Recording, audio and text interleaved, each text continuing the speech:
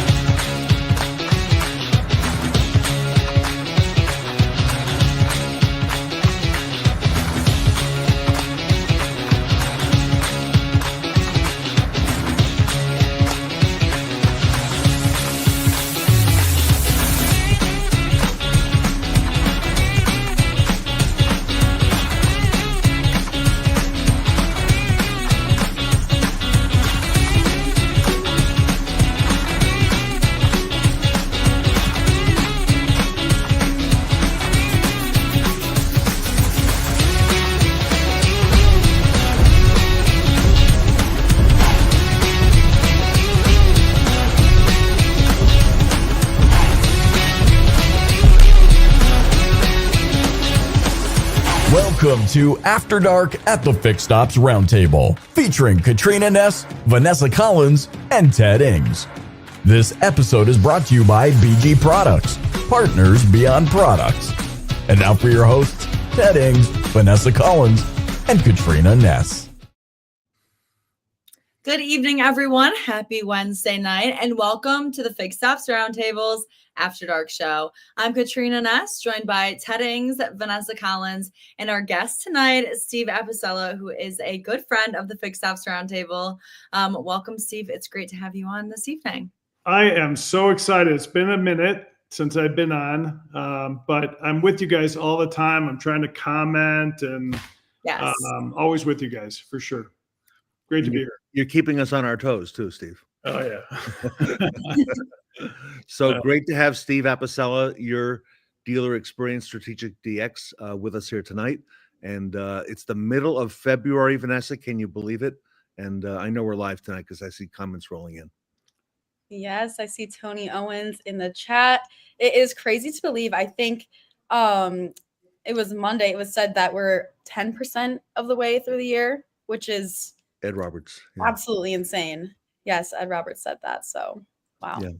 I have no idea. And hi, Tony. I really like this guy a lot. And there's Jamie too. Yeah. I had a great opportunity, totally impromptu, just like we met at NADA. I met Tony at Ed Roberts dealership. We had no idea each other were going to be there. It was kind of random, but it was like, I always feel like when we're so connected together on LinkedIn. Like I love LinkedIn and social media for the ways to connect. Sarah Vantine too, cool. Is when you see people in person, it's like people jumping off of a movie or off of a comic book. Like, oh my God, they're real. Look at them. What did you think of Ed's dealership when you went there? It's all that it's cracked up to be. I mean, I happen to be in Jacksonville.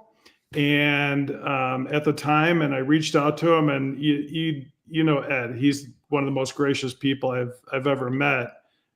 We had a chance to meet up for dinner, and then I was able to make my schedule to go there. And it's an oasis. It's so well run.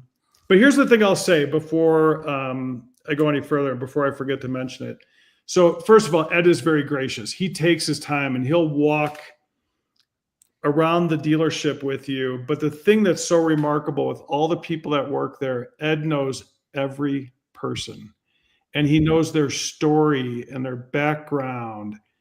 Yeah. It's a family there. And that really shows you can't fake that. I know a lot of people have talked about, which I was blown away by, the Ford garage that's out front there. Yeah. Like, it's just cool. I mean, the whole thing. I found myself looking at cars on the lot when I was there. I love that. Yeah, so funny. It's an amazing place with amazing people, and you're right, it's a family there, and they do so much. We were just there in December with Sarah and the ladies who are on tonight. Yep. And we highlighted, actually, as you could see here, the daycare, and that was a big part of the story. But you're right. Ed showed us the daycare, and again, that speaks to their commitment to their team and their family there. It's really incredible. It truly is more than what you think it's going to be. Mm-hmm. It's that good. It's Yeah. boring. Yeah. Yeah. Some people said to me, Steve, when we went down there, they said, "Oh, when is the pop up?" I gave them the date. They said, "What time is it?" And I told them that, they said, "Well, can we come in like at 9 a.m. and be out by 10:30?" And I said, "No, it's like going to Disney, right, It's Steve? an event. You It's got to leave time to see all the sites, right?" Yeah, no doubt. And it's so massive, like Disney. It's a good analogy. You're going to get your steps in there. It's big. It's really big. But everybody I met, there's genuineness and there's disingenuousness, and you can see right through that. And at that dealership, it's amazing how genuine everybody truly is. I mean, it's amazing. I saw Becky Chernick. I see a lot of friends in the chat. Yeah, I see Becky Chernick in there. We were talking about you today, and she misses you as well. She was asking about you. She's fantastic. Yeah, I love everything she's doing. I wish I had more time to spend on LinkedIn, and every time I do get time, this is another thing, and you guys are an example of this, is that, when you do this, you guys are going to tell how old I am, but when you're scrolling through this terrible scroll, right? How do you cut through all of the noise and all the nonsense and all that? And there's certain people and there's certain things, including you guys, including Rebecca, including Sarah, every time there's a post with her and Bo, that makes me stop. And, and through all that noise, it cuts through. And then I have it in me that, all you want to do is help. Like, I'm not interested in all the self-promotion stuff. I want to promote all these great people that are out there and try and spread their message. And I love it. Yeah. Sarah and I were talking to somebody on the phone today in North Carolina, and they have a training center in North Carolina, in Charlotte. Yeah. And they said, "Where is it located?" And they said, "Well, it's right near Bo's, where Bo is located." Okay. And, the Staples where he's at. So I thought that was kind of cute that they related it that way. I literally flew back to Denver from Charlotte this morning. That was my route. Yeah. Wow. Yeah. But yeah, Bo, I mean, listen, anybody who's ever been around horses, they're amazing, amazing creatures. And the connection they have with their rider is amazing. And Sarah's clearly got that with Bo. Yeah. For sure. Yeah. Thanks, Becky. You know how I feel about you. I love her. Wow. Yeah. That's awesome. So, Steve, the ladies have been asking what you do and what is strategic DX, and I'll let them go ahead with it, but I know they have questions for you tonight. Cool. Yeah. Well, yes, of course, like Ted said, to start, we are curious, what is strategic DX, your dealer experience? Tell us all about it. Yeah, so I've been doing this for a really long time now. It's been a couple of decades. We're a technology company. And amongst a lot of technology companies, but our contributions that we make are specifically related to taking F&I. So, I was going to bring this up, and I'm going to try it here. For you two, with all of your great experience in Northwoods, which I think is amazing, what is F&I? What would your definition of F&I be? So I'm going to make this interactive because that's what I think roundtables are supposed to be. Right? But go ahead. Talk to me. What is F&I? I would say F&I is the back end of the variable department in the dealership, where the customers go to close their deals and buy packages and different warranty products and, like I said, packages to continue their experience at the dealership for the remainder of their payoff, their finance amount. So. Brilliant and perfully said. Steve, she worked F&I this summer, just so you know. So you got it right. Okay. So I wasn't really prepared for the explanation, so it was a little, slow to encapsulate what we do. You described it perfectly, which is it's this department at the end of the car buying experience. And our technology is specifically designed to extend the value, the revenue value, the relationship value of F&I beyond the one-time transaction. So think about this, especially with your summer experience. F&I, it's such a critically important part of every single dealership financially. F&I is, these products are basically the world's greatest secret until the customer enters whatever the dealer's F&I environment is at the end of a multi-hour car buying experience. And then in that moment, after the customer has spent weeks or months making their car buying decision, they're then cast into this moment where they're exposed to these products where they have to make a decision right now or never thereafter. It's really counterintuitive. Now, for me, and the thing that I tell everybody who'll ever watch this or ever listen to me, I'm not anti the one-time transaction. That's a really important part for dealers. It's super valuable. But my challenge and our solution with technology is, should all of F&I's revenue and relationship value reside in that singular moment alone? And that's the missed opportunity. So after the sale, imagine going home and being happy with your purchase and excited about your purchase. And then you had an opportunity on your own terms to review those products again and to digest them and research them and learn about them. And then if you choose your choice, you can make a decision and buy them beyond the one-time transaction. So it's extending it. And then over the last 4 years, we've done the same thing in fixed ops. Is how do you get the value of F&I at scale in the fixed ops department? And we've done that by automating parts and labor warranties on eligible repairs automatically without a service advisor having to do anything to achieve it. So our mantra, people have mantras, ours is real. Our mantra is connect the disconnected, meaning there's lots of great stuff out there, but how much stuff are we missing because we're missing the process in order to achieve it? And that's what our technology does. It's specifically F&I, but it's F&I beyond the one-time transaction, after the sale, and in fixed ops. And then we help our great industry by also digitizing and automating the associated claims when they occur. So it's not people calling 1-800 numbers different for each administrator and manual claim processing and all that stuff that's been there forever. We really make it so it's not only a great experience for the customer, it's a great experience for the dealer and their service advisors. So I hope that wasn't too much for you. You asked for a lot. I gave you a bunch, but that's what we do. And we do that all with technology. We're not an administrator. We connect with administrators and we connect with dealers to make these processes prevail so that F&I extends beyond that one-time transaction. Definitely. That's impressive. Thanks. That's Yeah. amazing. I had my first car buying experience in late October, and I was able to, experience, the F&I process and going through the protections and the warranties, and, the fact that they aren't offering that past, once you leave that room, Right. definitely on the pressure. And, a lot of purchase decisions are, made in that room. So the fact that you extended that to the fixed operations department is incredible.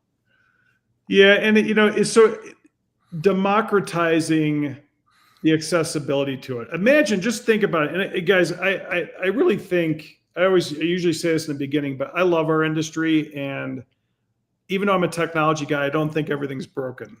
A lot of technology people are like, without our technology, everything's garbage. That's not true. There's great dealers. There's great team members of those dealers. There's great achievements that occur every single day in automotive retail. It's amazing. I love it. But there's also an immense missed opportunity. And think about it from your perspective. And it doesn't matter if Gen Z or Millennial or Gen X or whatever. Imagine somebody saying to you, if you ask the question, you know what, this sounds interesting to me. Can I think about it? And the answer is no. You need to make a decision right now. Right. Yeah. And that's unfortunate because some customers can make a decision. It happens every single day. But there's a lot of customers that wouldn't mind, especially after all the research with the car, give me a second to think about it. And if it's really that great, why can't I buy it tomorrow or the next day, right? And the truth is you can, but what our industry has lacked is the process to be able to do it. Mm-hmm. And that's what we've contributed to the industry to make all that a reality. And Steve, we survived without technology this summer, as I recall, for a few weeks in the middle of the summer. And both of these ladies were in the thick of it. Katrina was in dealership when things went down. Okay. Right. And Vanessa was doing an internship in Chicago at a company called CDK when all this happened. So they got to see it firsthand. It's funny the way you just said it, because it's like the Harry Potter, what is it, Voldemort? Like, you don't want to say what happened because you don't want it to come or happen again, right? But listen, I think CDK, right. I think CDK is a great company, and I think all the DMS providers are great companies.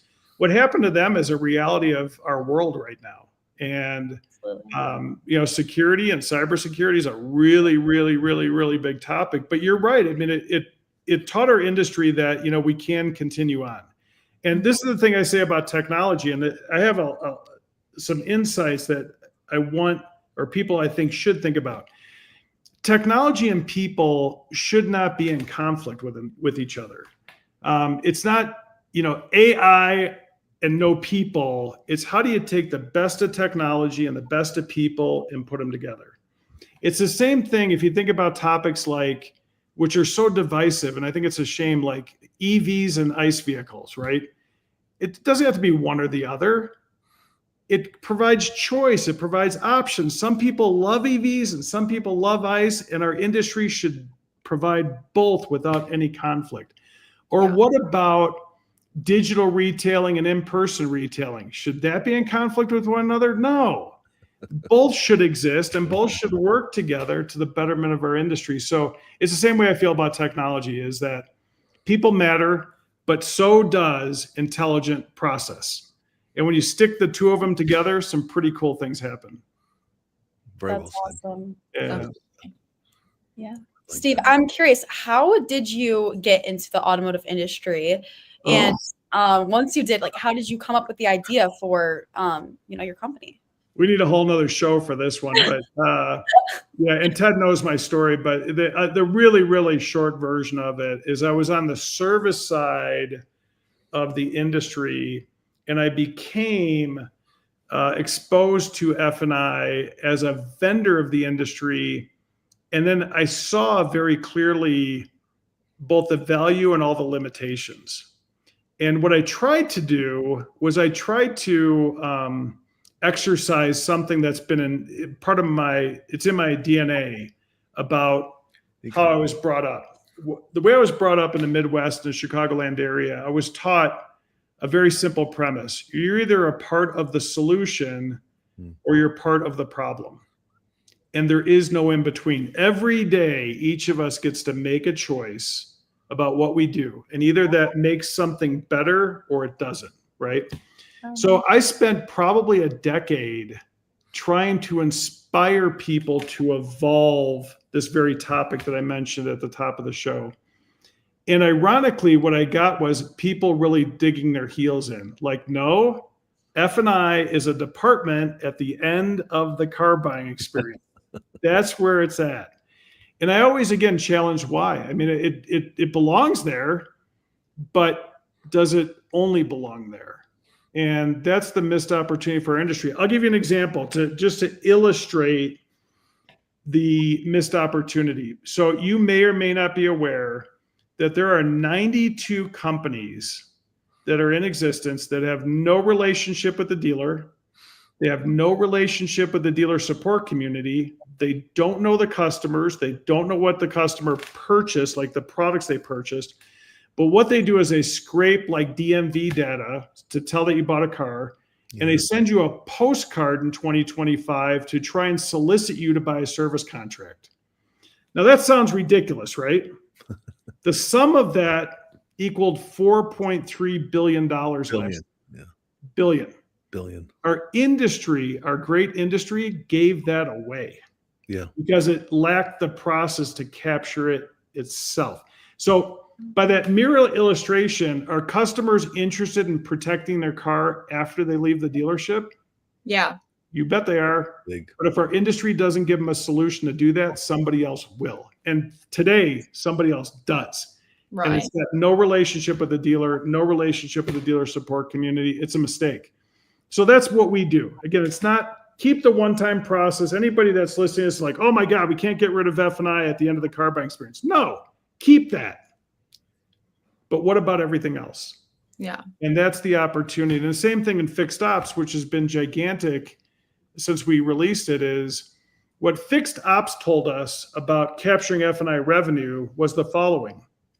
I want our service advisors to log into the DMS when they come in each day, and for the remainder of the day, focus on their job. Mhm. Whatever this is, I don't want it to distract them from their core purpose. So all I heard when I heard that was automation. How do we make this happen where it's a benefit to the service advisor, but it doesn't distract the service advisor? So we figured out how to completely automate it inside all the DMS platforms to make it a reality without the service advisor having an additional task. And that's the parts and labor warranty that a dealer can apply to every repair, so they can have the value proposition to their customer. When you do a repair here, a customer pay non-maintenance repair, you'll never pay for the same repair twice. And what kind of a value proposition is that? I'll give you an example. Costco, which is a great example. Yes. I don't know if anybody knows this or not, but if you go and buy a TV, which is a commodity, if you buy a TV at Costco, because you're a Costco member, you automatically get an extra 2-year warranty. Nobody asks you if you want it. Well, You just get it. I didn't know that. But because you get an extra warranty, it gives them a different value proposition. And as a result of that, Costco is one of the largest distributors of TVs in the United States. Yeah.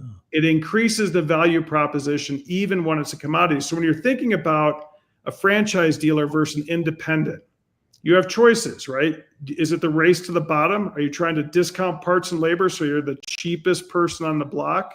Or do you want to provide a service that has such value that the cost of the service is not as relevant, and you can give them a security that they'll never pay for the same repair twice? That's the concept of a parts and labor warranty. We just figured out how to automate it so a service advisor just does their job and the rest happens automatically. Steve, remember maybe 2 years back, you introduced an app to do some of this. Are you using the app? And if so, how's that going? And has that? Yeah, I mean, the app is a cornerstone of our platform. Okay. And the app is a dealer branded app. We provide the technology. It's a dealer branded app. But this is another thing, again, a question worth reflecting on. In 2025, if you're not communicating with your customers on their smartphone, are you really communicating with them at all? Right. And this is the challenge, right? So, and again, I may set myself up for failure here, but this is something that's always interesting. No matter where I'm at in the country, no matter what meeting I'm in, no matter what environment I am, the one thing that is consistent with every meeting is everybody has their smartphone literally right next to them. Yes. It's not away somewhere. It's not sitting in a car. It's not in a desk. It's right in front of them. This is the way we communicate, right? This is the way our world operates. So again, this doesn't take away people power. This increases communication power. How do you communicate with your customer beyond the one-time transaction? And again, so I'm not super wordy, so you guys have me back on again at some point. This is what I feel. If I were to ask anybody in our industry, is it our industry's mission? Yes, it is, Sean. Amen. Is it our industry's mission to sell a car and maybe an F&I product or two, or to also earn a recurring customer? There's not one person that'll ever tell me we're just selling cars. Yep. But the challenge for our industry, most of our industry, is most dealers operate variable and fixed, or sales and service, like two separate companies under one roof.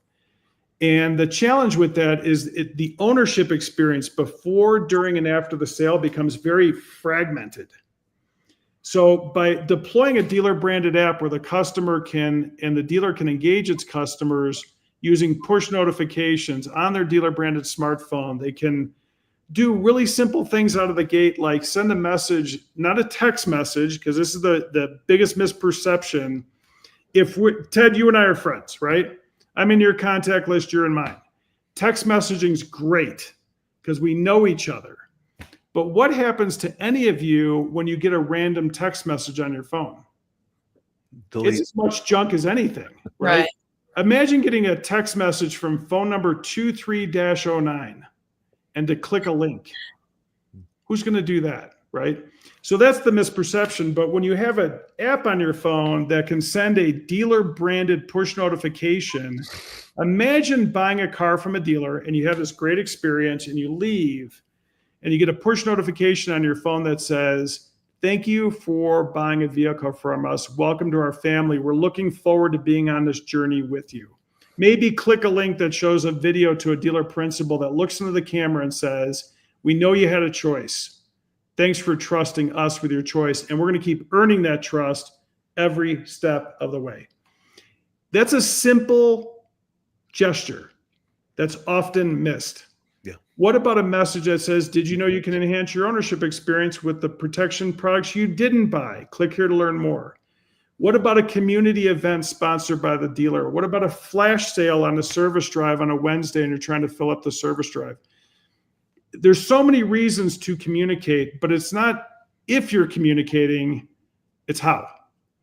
And, we might as well be throwing up flares and making smoke screens if the methods are postcards and junk email and random text messages. Yeah. So that's part of what we do. So thanks for bringing it up, Ted. But yeah, the app is a cornerstone of what we do for sure. You're right. We all have the phone in our hand and nearby, no matter where we are, right? So, What would be a greater loss? Think about this: losing your keys or losing your smartphone.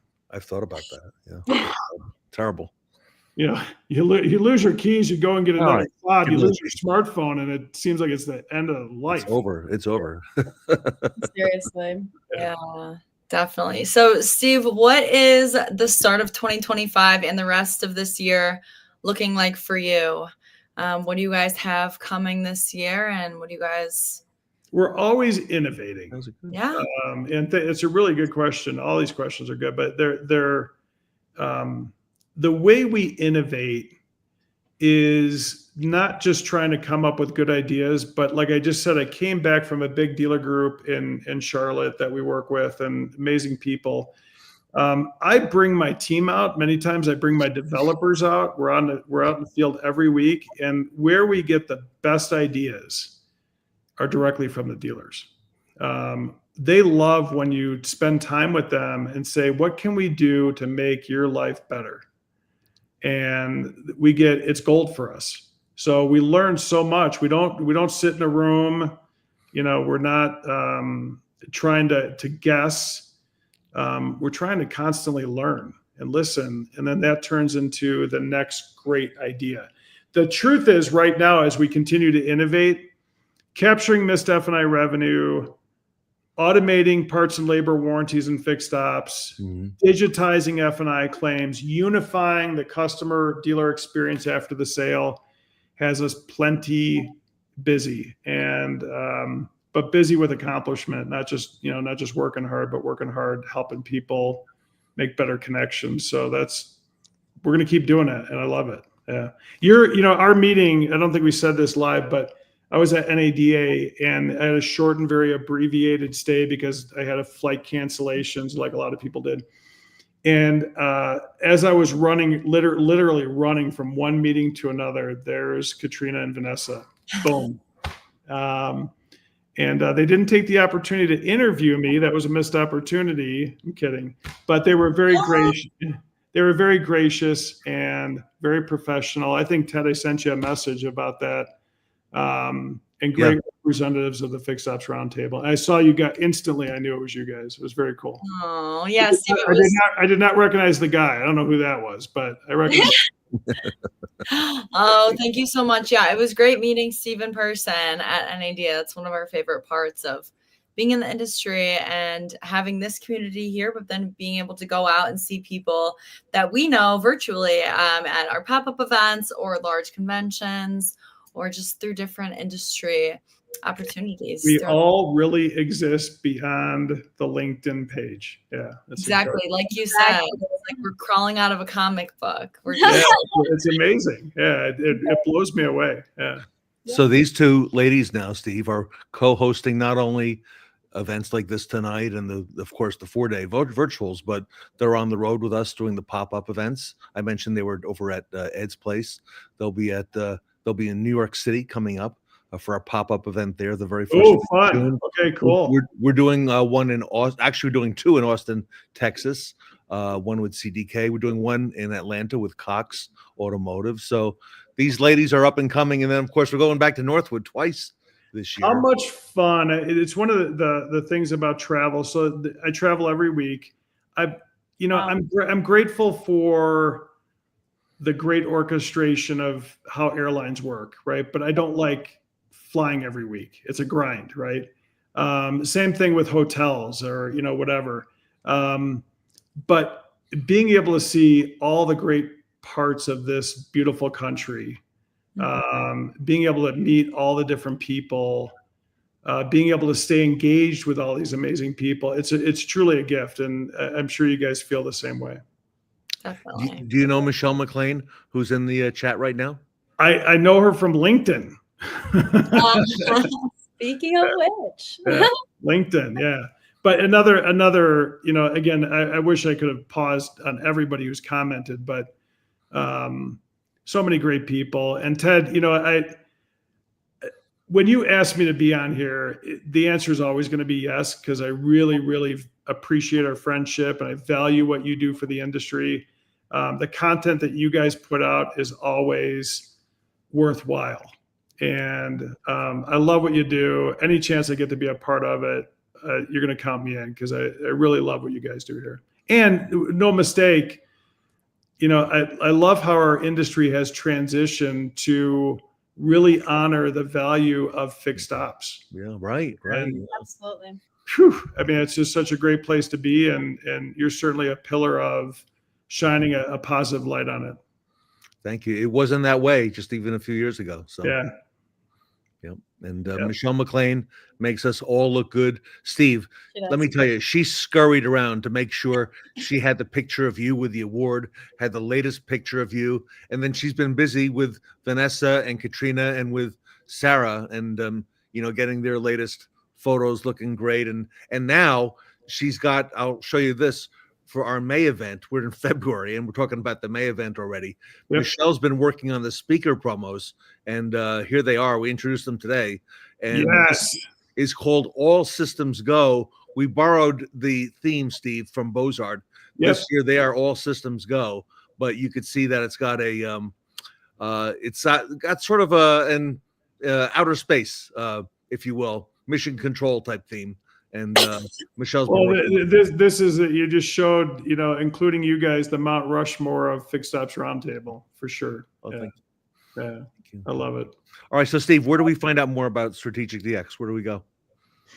Our website's always a great place, strategic-dx.com. That's a great place. I have people that, again, this LinkedIn community is such an amazing thing. I have people DM me on LinkedIn constantly. So we have a corporate page there, Strategic DX, and my personal page. So any way that's there, I would say the one thing that, again, really resonates with me, thank you for doing that, is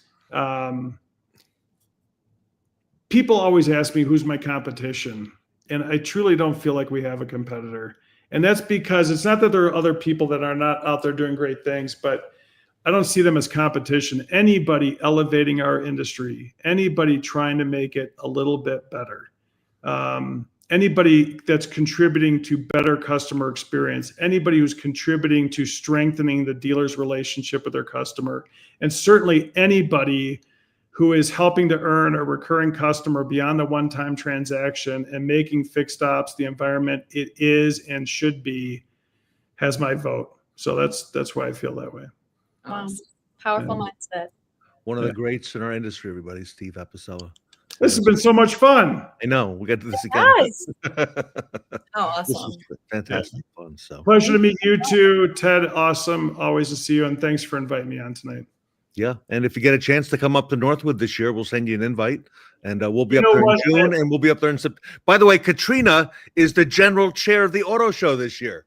That's like so the cool. biggest position. Thank I you. think there's not enough, again, knowledge. Yeah, congratulations indeed.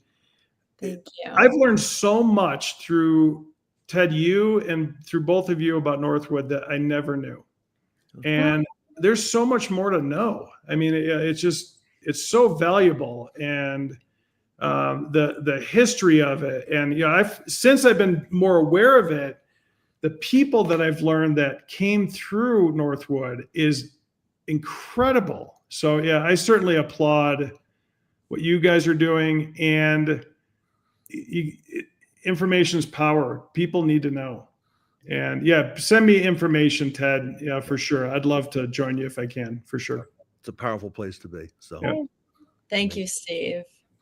all You're right, awesome. Steve Apicella, Strategic DX, here with us here tonight.